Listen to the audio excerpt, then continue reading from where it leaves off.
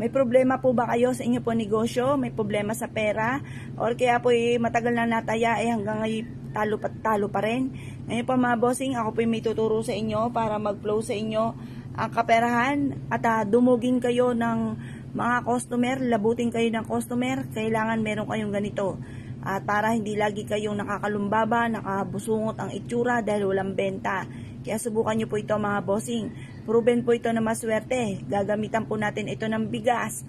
Ang bigas ay isa po ito'y ginagamit mga bossing ko, lalo na kung kayo ay negosyante para maging masagana ang pamumuhay.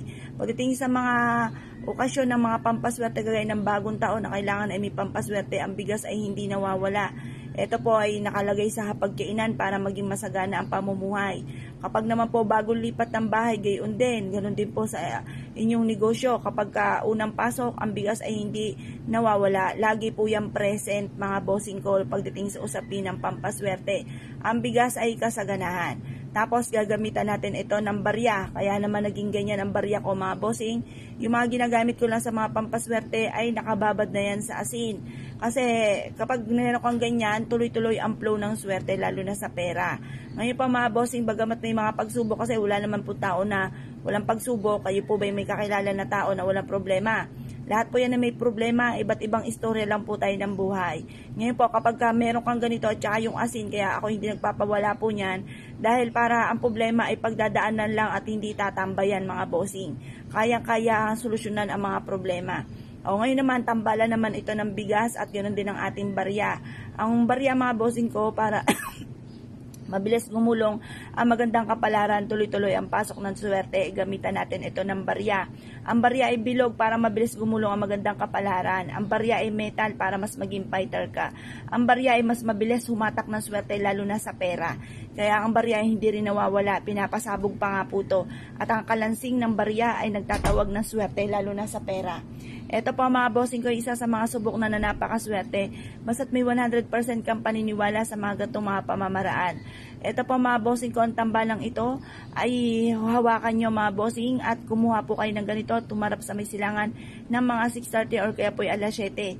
Matatapos ang ating mga pampaswerte hanggang alas 8 lamang po ng umaga, ibibilid nyo po ito. At syempre ang ating kahilingan, walang gamit na sana, direct to the point. Halimbawa, magkaroon ako ng maraming pera, magkaroon ako ng sarili ko negosyo na dito na ako yayaman, lumakas ang aking negosyo, manalo na ako ng limpak-limpak na salapi, or matanggap na ako sa trabaho. Pwede rin po itong pampaswerte sa bahay. Maglagay ka rin ng ganito na nakasabit sa may main door kasi nagtatawag po ito ng swerte. Proven po ito na maswerte, bitbitin kahit saan kayo magtungo. Mas mainam pa na huwag nyo ipagsasabi kapag kayo may mga daladalahin ganito. Kasi once na kayo po may pagkamadaldal, kagaya ko po mga bossing, may pagkamadaldal po ako, ay nauudlot ba? Kaya nagawa ulit ako ng panibago mga bossing. Kasi pag may nakausap ka na hindi naniniwala, sasabihin sa'yo, para kang siraulo, naniniwala ka sa gayaan. Kasi ikay masipag na tao, ay tunay naman na tutuot naman talaga rin ang mga sinasabing ganon. Kaya lang po, minsan, meron tayong sitwasyon na napakasipag po natin, pero parang sa walat-wala ang ating kasipagan. Para may patutunguhan ng ating kasipagan, gamitin nyo po ito yung barya at ganon din po ang ating bigas. Proven po ito na napakaswerte basta't may 100% kang paniniwala. Kapag ikaw po'y gumawa ng ganito, minumungkahi ko po sa inyo na maging positibo po kayo. Sabihin niyo po sa isipan ninyo na kayo po ay magiging mayaman na, magiging matagumpay na, makakamit ang mga pangarap. Kasi once na nasa isipan nyo ay pangit, ay siya ay pangit nga din po nagaganap. Dahil hindi to kahit saan kayo magtungo, pwedeng iipit sa inyo pong unan, ilagay sa inyo pong bag or kaya sa inyo pong pitaka.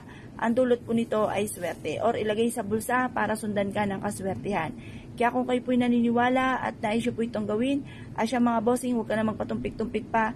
Subukan nyo po ito, proven po ito. Yun lang po mga bossing, good luck po sa inyo po lahat.